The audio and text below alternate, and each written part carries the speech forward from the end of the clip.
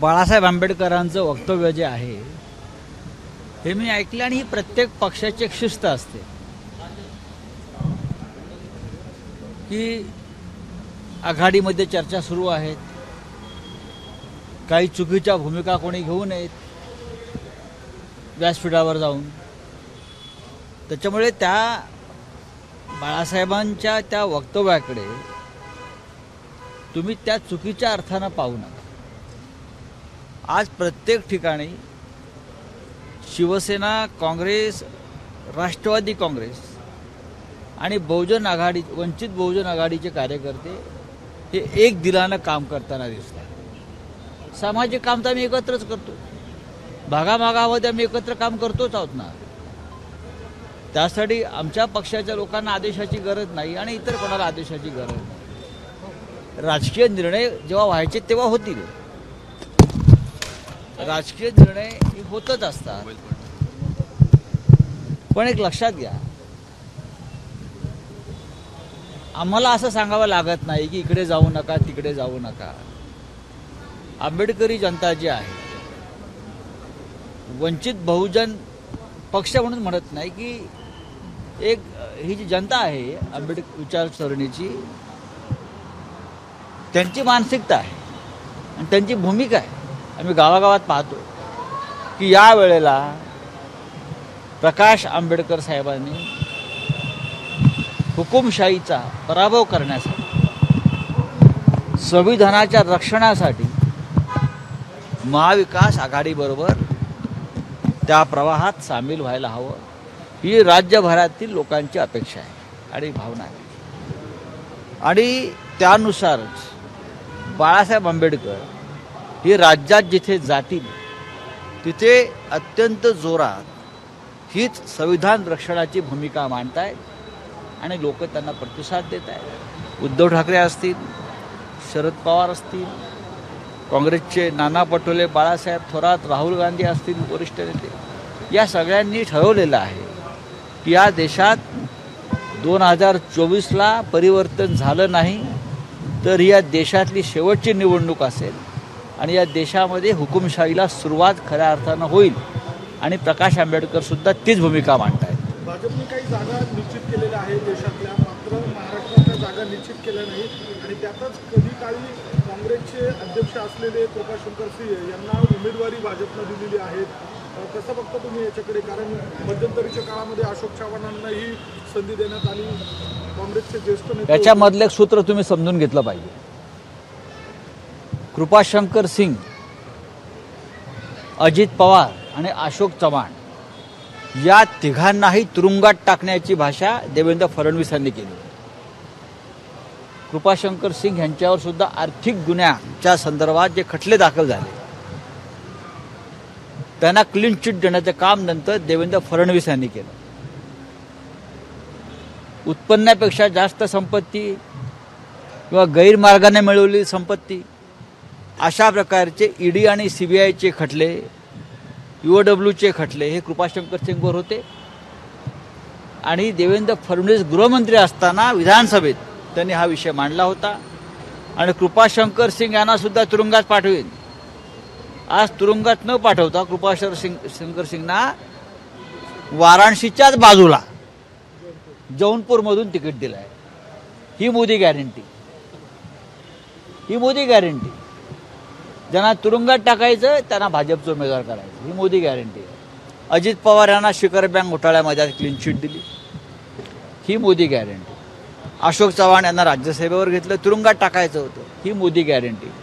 तेव्हा भविष्यामध्ये 195 मध्ये जवळजवळ 70च्या आसपास लोक हे कृपाशंकर पद्धतीचे आहेत आणि उरलेला सुद्धा यादीमध्ये असेच लोक असतील जे मूळ काँग्रेस, राष्ट्रवादी काँग्रेस, शिवसेना, स्वतःचं काय आहे भाजपकडे?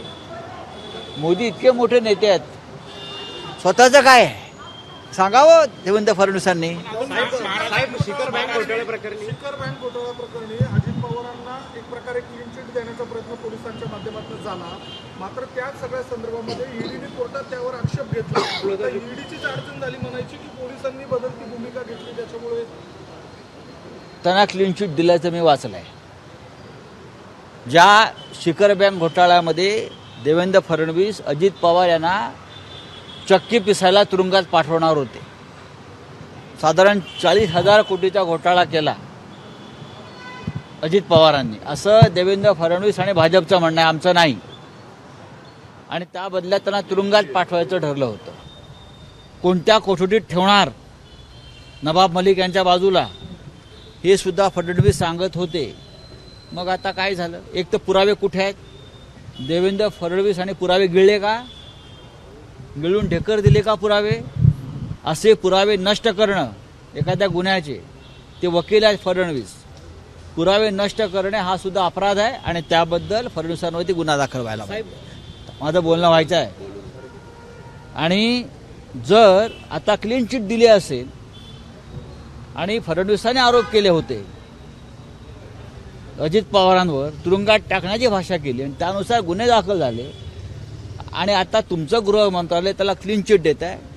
माझं श्रीमती सुनेत्रा अजित पवार यांना आव्हान आहे, त्यांनी आपल्या नवऱ्याची जी बदनामी झाली त्याबद्दल देवेंद्र फडणवीस यांच्यावर अब्रू नुकसानाचा खटला दाखल केला पाहिजे. तुम्ही इतके वर्ष अजित पवारांची बदनामी केली, खोटा गुन्हा दाखल केला, त्यांच्या कुटुंबाची वणवण झाली. या दबावामुळे त्यांना पक्ष सोडावा लागला, कुटुंब सोडावं लागलं, काकांच्या पाठीत खंजीर खुपसावा लागला बचावासाठी. त्याच्यामुळे पार्थ पवार आणि सुनेत्रा पवार यांनी देवेंद्र फडणवीस आणि भारतीय जनता पक्षाच्या विरोधामध्ये अब्रू नुकसानीचा खटला दाखल करावा आणि मग बारामतीमध्ये जाऊन मतं मागावी. अनिल देशमुखांनी आरोप केलेला आहे की 100 कोटीचा जो आरोप त्यांच्यावर सत्य आहे. होता, मात्र तो विधान भवनाच्या पटलावर ठेवण्यात आला नाही. ते वाट बघत होतो आणि एक सत्ताधारी नेत्यालाच ब्लॅकमेल, त्यांना ब्लॅकमेल करण्यात आलं.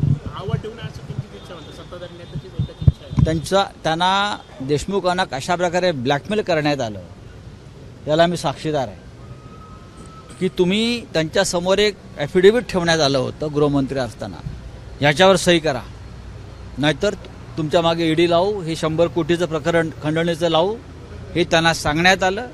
आणि त्या संदर्भात देशमुखांकडे पुरावे आहेत, हे मी पाहिले आहेत. राऊत साहेब ते त्या कालच्या पत्रकार परिषदेत असं म्हणाले की मला ज्या वेळेला सांगण्यात आलं आणि मी जर सही केली असती तर सरकार त्याच वेळेला कोसळलं. खरं आहे ते. त्यांना होय, त्यांनी त्यांच्यावरती देशमुखांवर दबाव होता त्यांच्या ॲफिडेव्हिटमध्ये. तिचे आरोप आहे 100 कोटीचे. त्या संदर्भात ह्या नेत्यांची नावं तुम्ही घ्या की त्यांच्या सांगण्यावरून मी हे 100 कोटीचं जे काय आहे खंडणी गोळा करतो आहोत, हे संपूर्ण बनाव आणि खोटा तो दावा होता. देशमुख साहेब झुकले नाहीत बरं का, ते लढत राहिले आणि शेवटी सुटले. आणि ते जे बोलतायत ते सत्य आहे. सामना रोखटोकमध्ये आपण जे म्हटलेलं आहे की मोदी फक्त ते का बोलतात, मोदी फक्त खोटंच बोलतात. युद्ध आणि गुजरात ड्रग्स त्याचं देखील हो, प्रत्येक बाबतीत. ते 2 वर्षापूर्वी ते असं म्हणत होते की मोदींनी पुतीन आणि झेलेन्स्कीला फोन केला युक्रेनचे अध्यक्ष म्हणून युद्ध संपलं. किती खोटं बोलावं माणसानं. युद्ध अजून सुरू आहे. युद्धाला 2 वर्ष झाली.